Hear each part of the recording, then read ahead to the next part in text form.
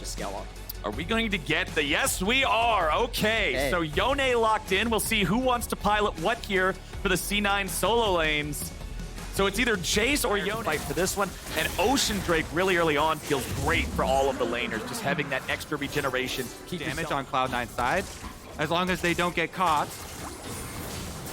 Now, let's see how much of a fight 100 Thieves wants to put up for this Drake. They go in with Closer's ulti. Sven's gonna get focused down and they blow him up. It's first blood over to Lulu.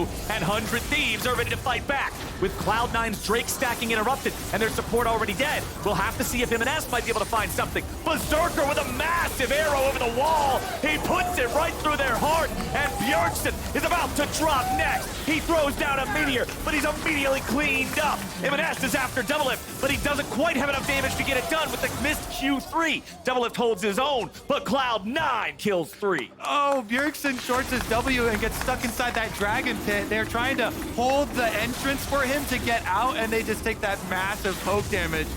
Arrow finds it in the end, Cloud9.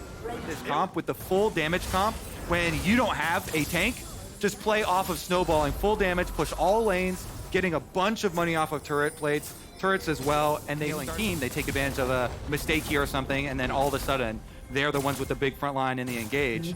Yeah, I mean, I definitely feel like C9 is one of the best teams to play these early game comps. On the side of 100 Thieves is Doublelift on the Zeri, but he's still 800 gold behind his counterpart, who's the second poorest person on the... As much as we can.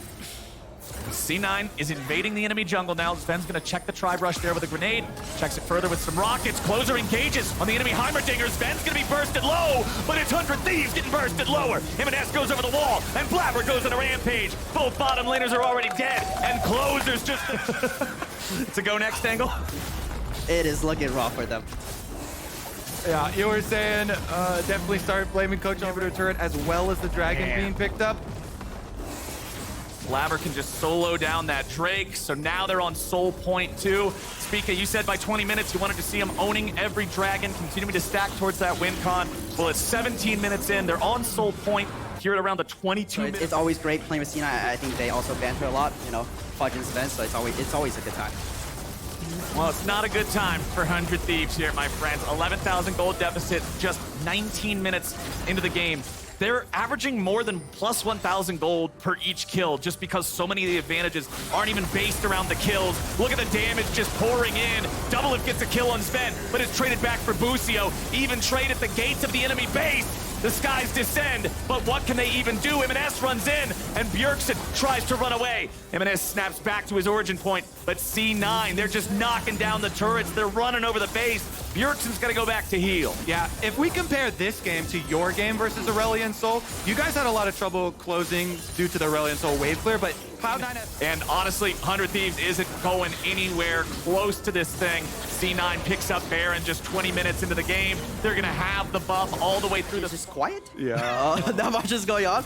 But, you know, when the game is just this behind, I think it's hard to say positive. Yeah. What do you have to say? It certainly is. What are you going to say? Yeah, I mean, everybody has lost some League of Legends games, though.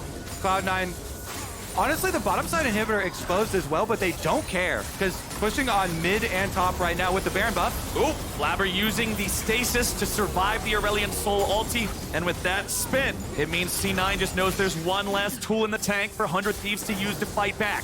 Mid lane's gonna be enchanted there with the Baron, as now M&S engages, and Doublelift dies. It is another absolutely impossible situation for 100 Thieves to try to navigate being so far behind. Mid lane inhibitor falls, top lane inhibitor could be next, or they might just want to say, forget it, let's go for the Nexus. They'll turn the attention back over onto that top side inhib. Fudge with a flash there, getting out of the way of any potential engage from 100 Thieves. Closers here on the front line, but even Sejuani's having a hard time tanking it all up. Tenacity wants to run in, but Fiora has been invisible this entire game. Fudge just crushed him in the top. Away from that Dragon Soul. Here's the moment. All right, he jumps over the wall with Q3, looking at Closer, because they know if they kill him, there's no way they can lose out on the Soul. There's no chance at a miracle steal. It's Hex Soul for Cloud9. That was technically a tank.